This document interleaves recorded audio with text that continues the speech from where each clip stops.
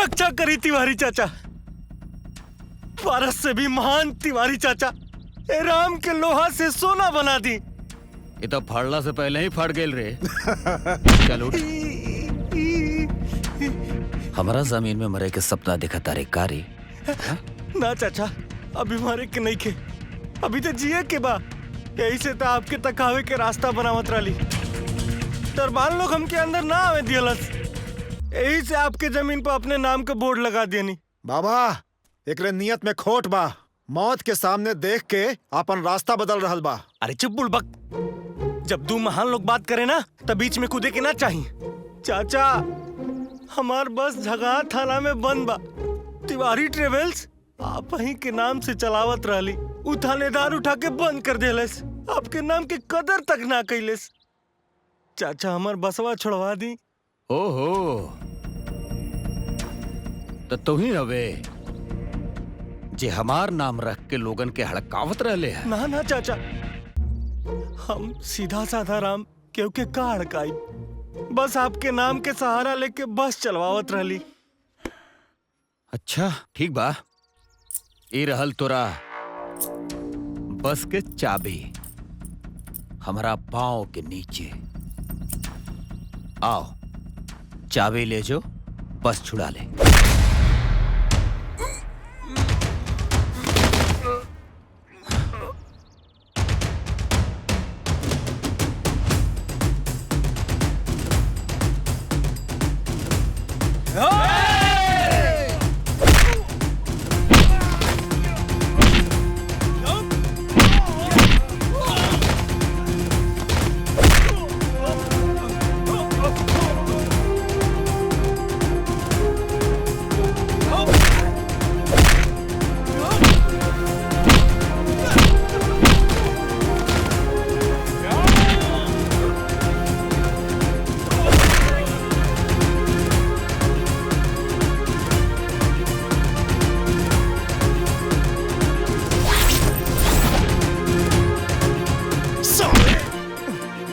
ना गुड्डन, शेर जंगल के शान होला और शेर के शिकार मनाबा।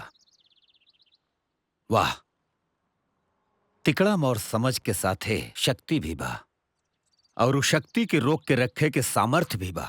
पारस तिवारी के ऐसन लोग पसंद आवेले। धन्यवाद चाचा जी।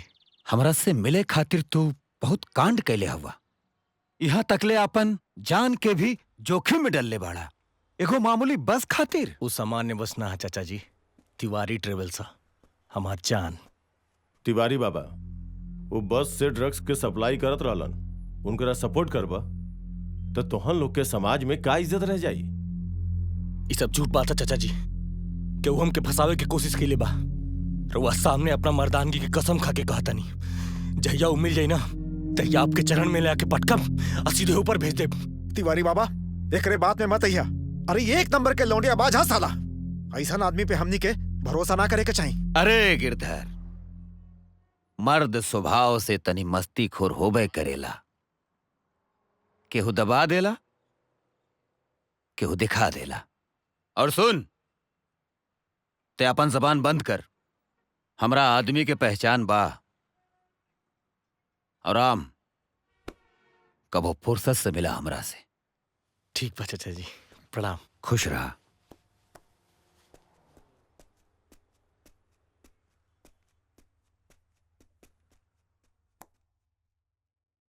सुनीता, इतना जल्दी स्कूल से? इस्तीफा दे दी हनी। काहे? जहाँ अमीर और गरीब बच्चा में भेदभाव होता, वहाँ हम चुप नहीं के रह सकत। अब हम अपन स्कूल शुरू करब। कोनो लॉटरी लग गई बा का जी स्कूल खोले के विचार आ गई? फुआ तू जानत आरू, शिक्षा हमरे लिए व्यापार ना संस्कार है। हाँ बेटा, हम जानत नहीं संस्कार है, लेकिन एकरे खातिर बहुत मोटा पैसा लगेला। पैसा कहाँ से आई? मालूम ना, लेकिन एगो किसान से बात कइले बानी, बहुत जल्द ओकरा बगीचा में पढ़ावल शुरू करब। बगीचा में? बाकी बगीचा में के आई और तो के फीस के दी? उधर माई बाबूजी तो हर तनख्वाह के आस में बैठल रहेला। ऊ घर कैसे चली? घर मेहनत से चलेला फुआ, मेहनत करब।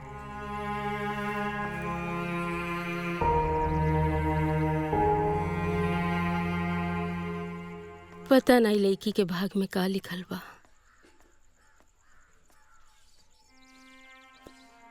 ए भगवान जी, हमार बेटी के ध्यान रखिया, एकर इच्छा पूरा करिया। वैसे तो हम बानी ओकरे साथे, बाकी रहुओ ओकर साथ देव। जय भोले। तिवारी बाबा प्रणाम। तिवारी जी का नाम देखते ही डंडा हो जाला। तूने उठाल भुला गई नहीं? तिवारी बाबा प्रणाम। लूट लूट खूब लूट, आनंदित रह। आदेश बाबा। तिवारी ट्रेवल्स और ओकरे आदमी के बाइज्जत छोड़ दे। राम तिवारी अपने आदमी हो, तोरा पास पहुंचे वाला होखी अब। अरे आपके आदेश सरांख पे महाराज, बिल्कुल हो जाई। और ध्यान से सुन, अपना अस्तर से सारा केस रफा दफा कर दिया है। बिल्कुल बिल्कुल। अच्छा प्रणाम। जय हो।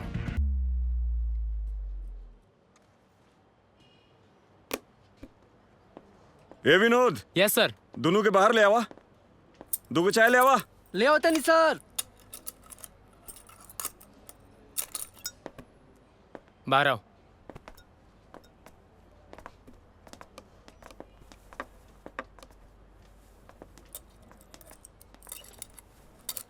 तिवारी जी के आदेश बा तू लोगन के रिहा करे के। ला चाय पिया। आवत बाने तो हर मालिक।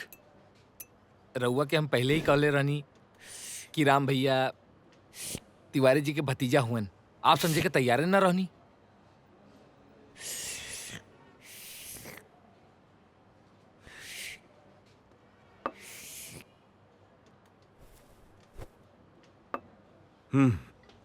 चला।